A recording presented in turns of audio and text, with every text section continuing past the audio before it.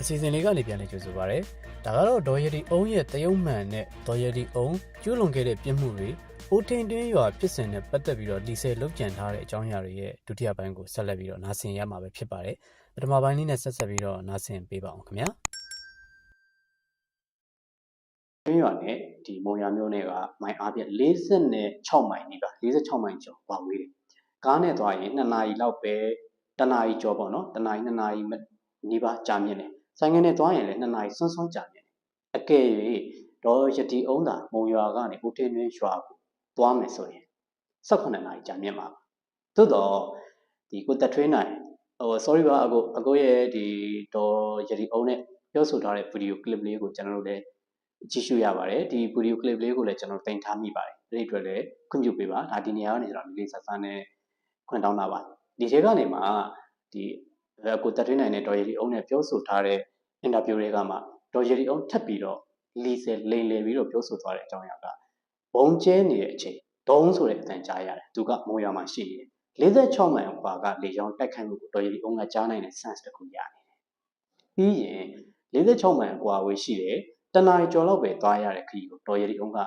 3နာရီကျော်ဒုံဆိုင်ပြီးမောင်းပြီးမှရောက်ရှိသွားတယ်လို့ဆိုတယ်ဒါကတော့လမ်းအနေထားသူတို့ဝယ်လာခဲ့တဲ့အနေထားဆိုင်ငယ်နဲ့သွားသလားကားနဲ့သွားသလားကျွန်တော်မသိအောင်ဆိုတော့ကျွန်တော်ပုံမှန်သွားရင်ဒီဦးထင်းတွင်းရွာနဲ့မုံရွာနဲ့ဆိုင်မြင်ကြီးတို့ဘူးတက်လင်တို့ဒီလမ်းကြောင်းတွေကလုံးဝရှင်းပါတယ်ဒါသူတို့ဆိုအကြံဖက်ဖွဲ့စည်း PDF တွေဖြစ်တဲ့အတွက်ဒီလမ်းကြောင်းမှာအစီအစဉ်မရှိဘူးဘာကြောင့်လဲတက်မတော်ကထိန်းချုပ်နိုင်တဲ့နေရာဖြစ်နာဆာကားကထိန်းချုပ်ထားနိုင်တဲ့နေရာမဟုတ်တဲ့အတွက်လွတ်လွတ်လပ်လပ်ဥတဟုအတားအဆီးမရှိသွားလို့ရတယ်ဆိုတော့ဒီခရီးကို3နာရီကျော်သွားခဲ့တယ်ဒီနေရာမှာလည်းကျွန်တော်တစ်ချက်ထောက်ပြချင်တာဒီခရီးအဲ့လောက်မှကြာတဲ့ခရီးဖြစ်တယ်နောက်တစ်ခုကမုံရွာကနေဒီကြောင်းတိုက်ခိုက်မှုသူကကြားနေတာအားကြောင့်ကြားနေရတယ်ဒီလိုပဲမျက်ရည်ချူတာပေါ့ဒီလိုမျက်ရည်ချူမှပဲဒေါ်ရတီအုံးအနေနဲ့သူရှေ့မှာမှားထားခဲ့တဲ့အကြောင်းအရာတွေကိုနောက်ပြီးတော့လက်လွန်ထားတဲ့ဇက်ညွှန်းပေါ်မှာလိုအပ်ချက်တွေကိုသူပြန်ပြီးတော့ကားနိုင်မယ်လို့ယူဆထားတာပါဒါကကျွန်တော်ဆက်ပြီးတော့ပြောတာပါဆိုတော့ဒီအဓိကအကြောင်းအရာကတော့ဒေါ်ရည်လုံးကအကျန်းဖက်အဖွဲ့အစည်းထဲမှာပါဝင်လှုပ်ရှားနေတဲ့ PDF တယောက်တည်းမဟုတ်ဘူးသူကိုယ်တိုင်လူတက်မှုတွေလုံးဝရရက်ဆက်ဆက်နဲ့တက်ပြတ်ခဲ့တာပါဒီဖြစ်စဉ်နဲ့ပတ်သက်ပြီးတော့တက်ပြတ်ခံရတဲ့ရေးမှုတွေရက်တက်ချက်ကြီးတွေဒလန်ခေါင်းစဉ်တက်ခံရတဲ့ပြည်သူတွေနဲ့ရက်တက်ဖွဲ့ဝင်မိသားစုဝင်တွေဒီဒေတာမှာရှိပါတယ်ကျွန်တော်ဗီဒီယိုကိုကြည့်နေတဲ့သူတွေလည်းဒီအကြောင်းအရာနဲ့ပတ်သက်ပြီးဆက်နွယ်တဲ့သူတွေအားလုံးသိပါလိမ့်မယ်နောက်ပြီးတော့ဒီဖြစ်စဉ်မှာဒေါ်ရီအုံးကိုယ်တိုင်တက်ဖြတ်ခံခဲ့ရတဲ့ဒီရန်ကြီးအောင်တက်စကန်က21ယောက်နောက်ပြီးတော့ဒီမြောက်စီးရဲစကန်ကရဲမှုနဲ့အဖွဲ့2ယောက်23ယောက်ဒါအပြင်သူတက်ခဲ့တဲ့ကြိုးကြားကလင်းမျိုးတောင်ပိုင်းမှာလှုပ်ရှားရင်းနဲ့လင်းလက်တလို့ CDM မလုပ်လို့ဆိုတဲ့ VR တွေနဲ့တက်ဖြတ်ခဲ့တဲ့ကိစ္စတွေရှိတယ်အနည်းဆုံးဒေါ်ရီအုံးတက်ဖြတ်ခဲ့တဲ့ဒီကာလာအတွင်းတက်ဖြတ်တဲ့လူဦးရေအနည်းဆုံး30ကျော်ရှိပါလိမ့်မယ်။နည်းနည်းတော့လူဦးရေမဟုတ်ပါဘူး။လူဦးရေ30ကျော်တက်ဖြတ်ခဲ့တာပါ။အမှန်တန်ဆိုရပါတယ်။ဒါကြောင့်ဒီနိုင်ငံတော်အနေနဲ့လည်းနာဆာကပေါ့လက်ရှိချိန်မှာကျွန်တော်တို့ကနာဆာကလို့ဆိုရမှာ။နာဆာကအနေနဲ့လည်းဒီကိုထိန်းတွင်းရဖြစ်စဉ်နဲ့ပတ်သက်ပြီးတော့ဒါလိုကြီးညာချက်တစ်စောင်ထုတ်ပြန်ထားတယ်။ဒီလောက်ပဲပြီးသွားပြီ။ကျန်တဲ့ကိစ္စတွေဟုတ်ချင်းမဟုတ်ချင်းဆက်ပြီးမရှင်းဘူး။ဒါကဒီနာဆာကရဲ့ပြန်ကြားရေးခန္ဓာကျွန်တော်တို့မစွမ်းဆောင်နိုင်တဲ့ကဏ္ဍအဲ့ဒီနေရာမှာနာဆာကနေနဲ့ထပ်ပြီးတော့ issue တစ်ခုကို highlight လုပ်ဖို့လိုတာကဒေါ်ရည်အုံးရဲ့ကဏ္ဍပါ2021ခုနှစ်ထဲမှာလည်းပုံမှန်905ကကြီးနဲ့တရားစွဲဆိုခံထားရတယ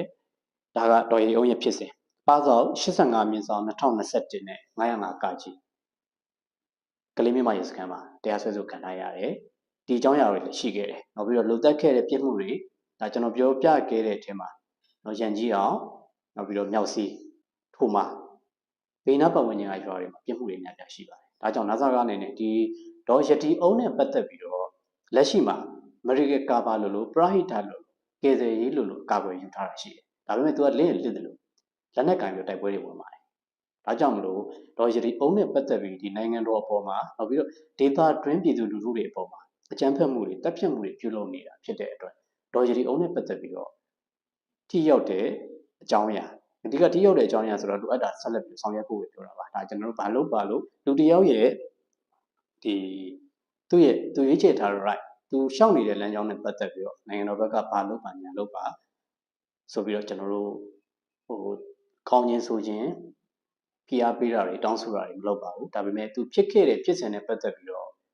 နိုင်ငံတော်အနေနဲ့လည်းကောင်းကောင်းသိဖို့လိုသလိုဒေသခံပြည်သူလူထုတွေမြန်မာနိုင်ငံသူမြန်မာနိုင်ငံသားတွေလည်းသိဖို့လိုအပ်တယ်ထင်လို့တင်ဆက်ပေးခဲ့တာပါ။ဘာကြောင့်ဒေါ်ရည်အုံးရဲ့အကြောင်းလူတက်ခဲ့တဲ့လက်ရဲဆက်ရဲတယောက်ဖြစ်တယ်ဆိုတာကိုကျွန်တော်ကတင်ဆက်ပေးရတယ်ဆိုတော့ဦးတင်နှင်းရဖြစ်စဉ်မှာဒေါ်ရည်အုံးကအင်မတန်ကိုမှအမှန်တရားကိုလိုချင်တဲ့အမှန်တရားဘတ်တော်သားတယောက်အနေနဲ့သူကရှိုက်ကြီးတင်ငိုတန်ပါကြီးတွေနဲ့ present လုပ်ခဲ့တာပါ။သူလုပ်ခဲ့တဲ့ presentation video ကနိုင်ငံတကာကိုလည်းပြန့်နှံ့နေတာရှိတယ်။ထိုင်းမှာလည်းပြန့်နှံ့နေတယ်။ဒါပေမဲ့ကျွန်တော်ဘန်ကောက်ကမိတ်ဆွေတယောက်နဲ့စကားပြောတဲ့အခါမှာသူထိုင်းဘာသာနဲ့တင်ထားတယ်။ဒါပေမဲ့ဒီဖြစ်စဉ်နဲ့ပတ်သက်ပြီးတော့ဒီပညာရှင်ရှုထောင့်ကမီဒီယာရှုထောင့်ကနေပြန်ပြီးတော့ကြည့်ပြီးတော့ခြေပထားတာလည်းရှိတယ်။ဒီအိုဒီနင်းကဖြစ်စဉ်နဲ့ပတ်သက်ပြီး BBC လိုသတင်းဌာနကြီးကတော့မှဒီသတင်းကိုထိန်းပြီးတော့ရေးသွားတာလည်းအားလုံးတွေ့ရမှာပါ။ဆိုတော့ဒီအိုဒီနင်းကဖြစ်စဉ်မှာတော့ဒေါ်ရတိအုံးကဒီအကြောင်းအရာပေါ်မှာနိုင်ငံရေးအမျက်ထုတ်ဖို့စူးစမ်းလိုက်မယ်စူးစမ်းခဲ့လိုက်လိမ့်မယ်ဒီဗီဒီယိုရိုက်ကူးတဲ့ကိစ္စနဲ့ပတ်သက်ပြီးအကျိုးအမြတ်တစ်စုံတရာရရှိခဲ့ပါလိမ့်မယ်အဒါအပြင်ဒေသခံတချို့နဲ့နီးစပ်ရာဒေသခံတချို့နဲ့ကျွန်တော်မြင်မြန်လို့ရတဲ့အချိန်မှာ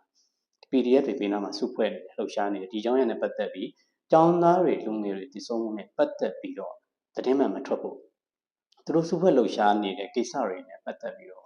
သတင်းပြရပြီးသတင်းဖုံးနေတယ်လို့သိရပါတယ်ဆိုတော့အခြေအနေတစ်ခုလုံးကိုပြန်ပြီးသုံးသပ်ရင်စတဲ့ကဒီဇလန်ကြီးမှားနေတာပါဒီဇလန်ကိုဘယ်သူရေးခဲ့တာလဲခင်ဗျားတို့တွေပဲပြန်ပြီးတော့သုံးသပ်ကြပါနောက်ထပ်ရုပ်ရှင်တွေရိုက်ကြမယ်ဆိုလို့ရှိရင်ဇလန်လေးပြည့်ပြည့်စုံစုံရိုက်ဖို့လိုပါတယ်ရှူတော့ကောင်းကောင်းလေးတွေစက်ညွှန်းကောင်းကောင်းလေးတွေရေးပြီးတော့ဒီ shooting area ကြီးတစ်ခုလုံးကို setting ကြီးကိုကောင်းကောင်းကြီးချဖို့လိုတယ်လို့ပြောချင်ပါတယ်ဆိုတော့ဒေါ်ရည်အုံးလိုမျိုးလူ30နီးပါးကိုတပ်ဖြတ်ခဲ့တဲ့ဒါစရင်ရှိအနေနဲ့လူ20ကျော်ကိုလဲလှီးပြီးတော့တပ်ဖြတ်ခဲ့တယ်မသိမရှင်တွေကိုဆိုင်ကယ်နဲ့တရွတ်တိုက်ဆွဲပြီးတော့လမ်းမအထိကိုဆွဲခေါ်သွားတာပါဘယ်လောက်ထိရက်ဆက်လဲဆိုတော့တွေ့ကြည့်ပါခေါင်းတွေကိုပဲလှီးတာလဲတွေကိုပဲလှီးတာပါဒေါ်ရည်အုံးပါဒါကြောင့်ဒေါ်ရည်အုံးကတစ်ဖက်မှာသူ့ရဲ့အတိတ်မှာလူတက်ခဲ့တဲ့လူတက်သမားတစ်ယောက်ဖြစ်တယ်အကျန်းဖက်သမားတစ်ယောက်ဖြစ်တယ်အခုလက်ရှိအချိန်မှာကြတော့အကျန်းဖက်မှုကိုဆန့်ကျင်သလိုနောက်ပြီးတော့တစ်ဖက်ကဒီပြစ်စင်ပေါ်မှာအင်မတန်စီမျောပြီးတော့အင်မတန်မျောပါပြီးတော့ဒီကလေးတွေအထီးကတည်ဆုံမှုပေါ်မှာနှလုံးသားကြီးနဲ့ခံစားပြီးတော့အမှန်တရားကိုပေါ်ပြခြင်းအမှန်တရားလိုချင်နေရဆိုတဲ့ဒီမဟုတ်မမှန်လောက်ရက်မဟုတ်မမှန်နဲ့စိတ်တဘောထားမမှန်ကန်စွာနဲ့အကျိုးမြတ်ရယူမှုဆောင်ရွက်တဲ့ကိစ္စကြောင့်နောက်ထပ်ဗီဒီယိုတစ်ပုဒ်နဲ့ကျွန်တော်တို့ကဆက်ပြီးတော့တင်ဆက်ပေးခဲ့တာပါအခြေအနေမှန်တွေအားလုံးသိဖို့လိုပါတယ်ဒီဖြစ်စဉ်မှာဒေါ်ရည်အောင်ရုပ်ရှင်ရိုက်တာကိုတော့ကျွန်တော်မြန်မာနိုင်ငံသားတွေတော်တော်များများကတောင်းကောင်းကြီးသိရှိနေပါပြီကျွန်တော်ရဲ့ဒီ social media platform က comment တွေမှာရောနောက်ပြီးတော့ဒီတခြားဒီသတင်းမီဒီယာသမားတွေပေါ့နော်နောက်ဒီတိုင်း freelance user တွေရဲ့သုံးနေတဲ့သတင်းတွေပေါ်မှာပါဒီ comment တွေကိုကြည့်လိုက်လို့ရှိရင်မြန်မာနိုင်ငံသူမြန်မာနိုင်ငံသားတွေအခြေအနေတွေပေါ်မှာခွဲခြမ်းစိတ်ပြနိုင်လာတာတွေ့ရတဲ့အတွက်ကျွန်တော်အများကြီးလည်းဝမ်းသာမိပါတယ်ဒီထက်ပိုပြီးတော့လည်းအခြေအနေမှန်တွေကိုသုံးသပ်နိုင်ပါစေလို့ပြောလင့်ပါတယ်နောက်တစ်ဘက်ကမှားတယ်ဆိုရင်မှားတဲ့အခြေအနေတိုင်းလိုက်ပြီးတော့သုံးသပ်ဖို့လိုသလို PDF ဘက်ကမှားတယ်အကျဉ်းဖက်သမားတွေဘက်ကမှားတယ်လို့သုံးသပ်ဖို့လိုပါတယ်ဒါစိုက်ပွဲဖြစ်နေတာဖြစ်တဲ့အတွက်ပန်းအနေနဲ့ပေါက်နေကြတာမဟုတ်ဘူးနောက်ဆက်တွဲဆိုကြဖိစဉ်ရှိမှာတော့ကျွန်တော်အားလုံးသိရှိပြီးဖြစ်ပါတယ်ဒါပေမဲ့ဒီဖြစ်စဉ်အပေါ်မှာတိကျသွားတဲ့ကလေးတွေနဲ့သူတို့ရဲ့ကြံ့နေခဲ့တဲ့မိဘတွေအတွက်ခံစားချက်တွေသူတို့ရဲ့တည်ဆုံးရမှုကအင်မတန်တန်ဖိုးမဲ့သလိုခံစားရပါတယ်ဒါကြောင့်မလို့အမှန်တရားအတွက်ထပ်မံပြီးတော့ဒီအကြောင်းအရာကိုဆက်လက်တင်ဆက်ပေးခဲ့တာပါနောက်ထပ်တော့ရေဒီယိုမှားထားတာတွေရှိပါသေးတယ်ဘာတွေဆက်မှားထားလဲဆိုတော့တည်ဆုံးသွားတဲ့စည်ရင်နဲ့ဒေါ်ရေဒီယိုလုတ်ကြံလိစေထားတဲ့အုပ်ကူလေးတွေဆက်ပြီးတော့ကြည့်လိုက်ရအောင်ပါအချိန်တွင်အကြမ်းဖက်စစ်ကောင်စီ၏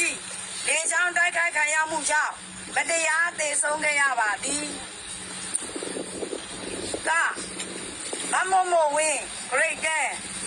ကမန်အေးအေးမြင့် grade 7မန်မိုးမြင့်ဟန်